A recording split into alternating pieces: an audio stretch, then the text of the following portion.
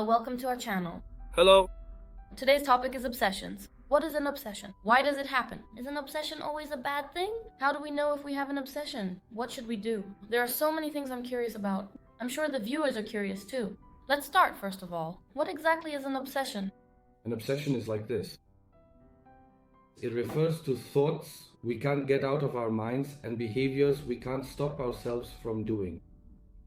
Of course, in order to describe it as a discomfort or a disorder, it must significantly disrupt our quality of life.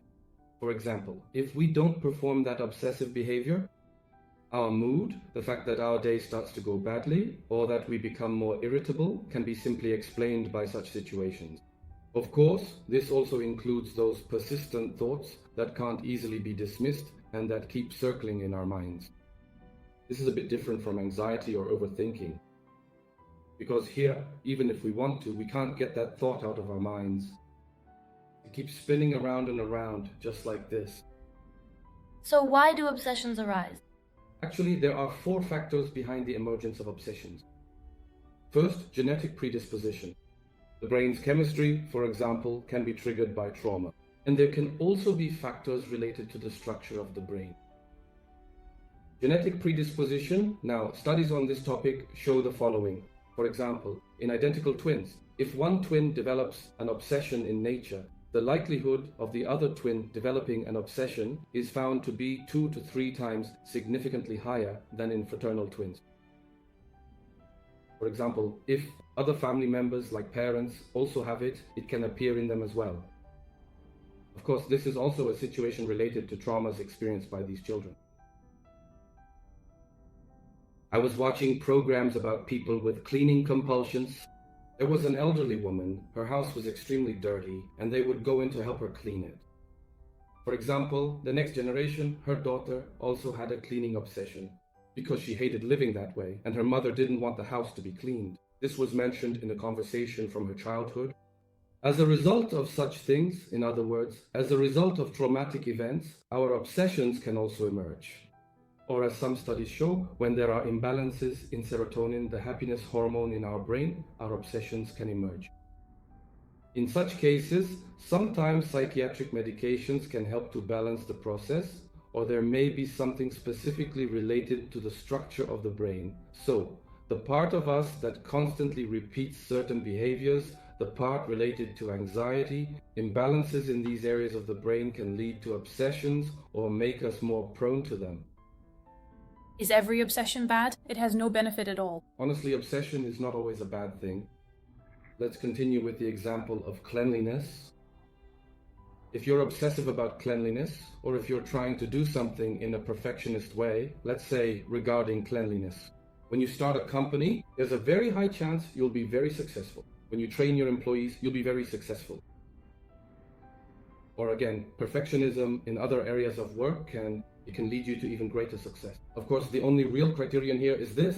If it starts to affect our quality of life, for example, I have a cleanliness obsession. I clean someone's house or my own. If that cleaning never ends, if my obsession with cleanliness is at an extreme level for me, then of course it will negatively affect our quality of life. What matters here is the degree. So, if we can use it correctly, it's very beneficial. For example, I have a cleanliness obsession, but it doesn't really disrupt my quality of life.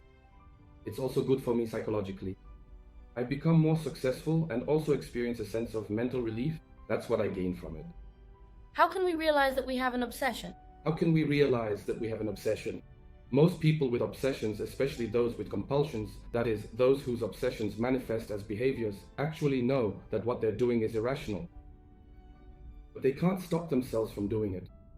If you find yourself in such situations, you probably have an obsession or thoughts you can't get out of your mind. I don't need to think about this, but it shapes my actions, my behavioral choices. For example, you check over and over again whether you lock the door when leaving the house. Again and again. You know you've already done it? Now look, we're going to explain this very clearly here. Now, memory, okay, it remembers that you locked the door. Okay, it remembers how your hands turned like that, the sound of the key, the sound of the door locking. But still, you feel the need to go back and check. Unless you do it, it's as if the door could easily be opened. For example, a thief could get inside. Or if you have a pet living at home, there's the possibility that it might escape outside. And there's this belief that you'll be responsible because you didn't check the door. The person with the obsession knows this. They know it's excessive, unnecessary, ridiculous, but still can't stop themselves. So it's not even like a conflict between logic and emotion. It's something beyond that. So when this is done regularly, it becomes an obsession, right? For example, sometimes I wonder if I lock the door and check again. But I don't do this every day. Is this an obsession? No, it's not. We can't really say it's a true obsession. You might just want to be sure. I do it here too, for example. You know, we have a cat here now. Actually, we've taken precautions on our terrace so it doesn't go elsewhere, but still. Sometimes before leaving the office, I can't remember, so I check one last time to see if I closed the terrace door before I go. So not every check is an obsession. But there is a tendency, and we do create the possibility ourselves. Don't forget that either. If our mood It gets really bad sometimes, there is a chance that an obsession could develop here. And also, look, why do I do this, for example, or why do you do it? You do it to be sure, to feel at ease, right? That's actually what lies beneath the obsession. The person, or rather the brain, has learned to relax this way. Or more precisely, they do this behavior to escape discomfort. So it's kind of like a much higher dose of what we do. Of course. For example, I clearly remember the time when I first started smoking cigarettes. It really did release a noticeable amount of dopamine in my brain, just as I had heard it would. My brain, my body would relax, and my tension would ease. I would feel calmer. I was feeling all these things, but addiction... Back then, I used cigarettes for a benefit for myself. I wasn't addicted. But after developing an addiction, you start using it to escape pain. When you don't use it, you get stressed. Obsessions are a bit like this too. When you don't do it, you get stressed, your anxiety level rises, and to escape from that, you feel like you have to do that behavior. It's not just an urge, you have to do it. Isn't smoking also an obsession? No, of course not. That's addiction. It's just similar. Similar, exactly. I just compared it to that process. I see.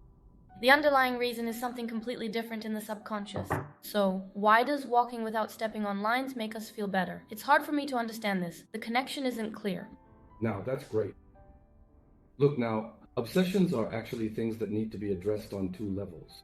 One is the subconscious part, and the other, the concrete, meaning the behavioral or cognitive aspect that emerges. Now, we always tell our clients who come to us with complaints about obsessions this: we shouldn't focus on the obsession itself.